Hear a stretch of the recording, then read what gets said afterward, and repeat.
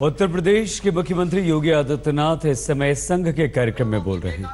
दिल्ली की सरकार ने भी घोषित कर दिया, मुझे लगता है महाराष्ट्र की सरकार ने भी घोषित कर दिया कि महापुरुषों के नाम पर सभी छुट्टियां समाप्त होंगी।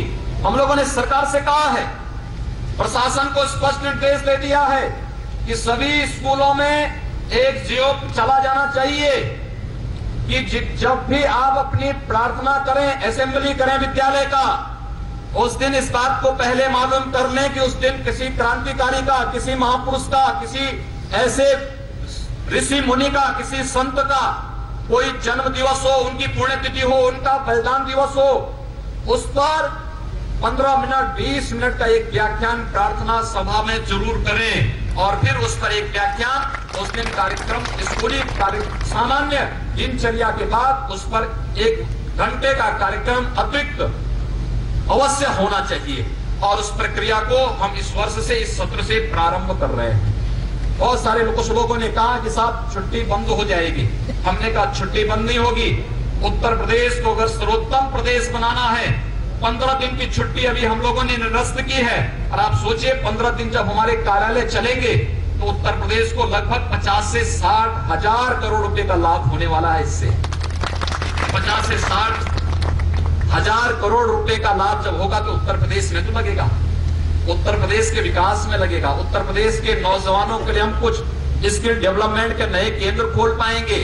उत्तर प्रदेश में अपने पढ़े लिखे नौजवानों को किसी अच्छी प्रतियोगी परीक्षा के लिए, आईएएस और पीसीएस की प्रतियोगी परीक्षाओं के लिए कोचिंग सेंटर खोल पाएंगे जहां निःशुल्क उनकी कोचिंग करवा सके। उनके लिए कुछ ऐसे आधुनिक केंद्र खोल सकेंगे जो पुरातन और नवीन के बीच में समन्वय स्थापित कर सकें। और उस दृष्टि से हम लोग इस परंपरा को, इस व्यवस्था को आगे बढ़ा रहे हैं। मैं जानता हूं इन परंपराओं का महत्व क्या है,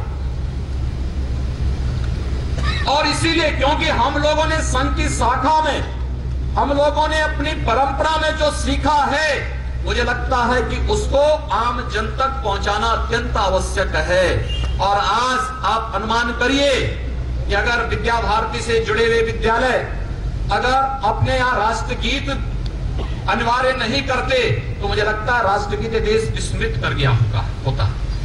हम भूल गए होते कि इस देश का भी कोई राष्ट्रगीत है, क्योंकि राष्ट्रगीत को इस देश में सांप्रदायिकता का पर्याय मान लिया गया। कैसी विचित्र स्थिति है। जिस वंदे मातरम के गीत ने इस देश में आजादी के प्रति एक नई जान फूंकी थी, जिस गीत को गाते गाते इस देश के क्रांतिकारी, इस देश का नौजवान देश की स्वाधीनता के लिए फांसी के फंदे पर झूल गया था, कितना दुर्भाग्यपूर्ण दिन था जिस दिन इस देश में उस गीत को सांप्रदायिकता के साथ जोड़ करके उसको इस देश में अनिवार्य करने की बजाय केवल ऐच्छिक कर दिया गया। और इसलिए सज्जनों, हम सबको इन सब कार्यों के प्रति सतर्क होना पड़ेगा। और इसीलिए मैं आप सबके बीच में आया हूं आपसे कहने के लिए, सरकार उन संस्कारों के साथ चलेगी जो हम लोगों ने सीखा है, जो जाना है, जो अनुभव किया है।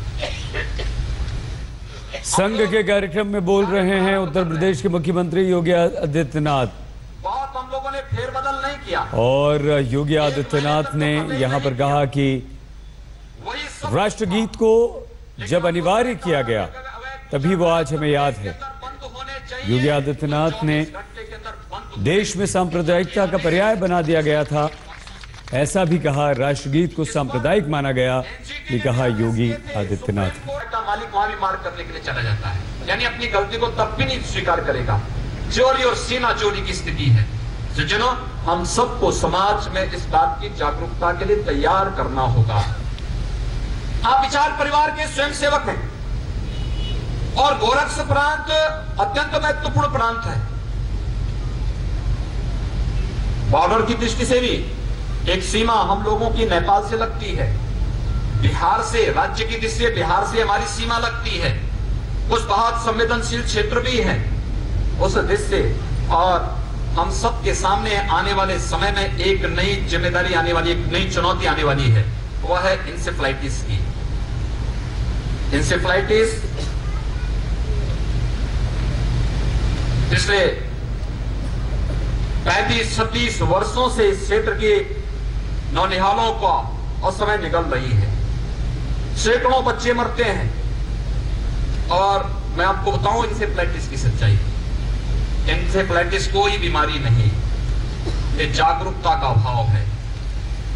केवल 2 कार्य हम लोग कर लें, एक व्यापक स्तर पर स्वच्छता अभियान और दूसरा जिन क्षेत्रों में शुद्ध पेयजल नहीं वहां शुद्ध पेयजल की उपलब्धता करा दे। आप देखना ये बीमारी अपने आप समाप्त हो जाएगी। केवल 2 चीजें कर ले। है क्या? हमारे पूर्वजों ने पूर्वी उत्तर प्रदेश में जल संरक्षण के लिए कितना बड़ा उपकार है आपके पूर्वजों का आप पर।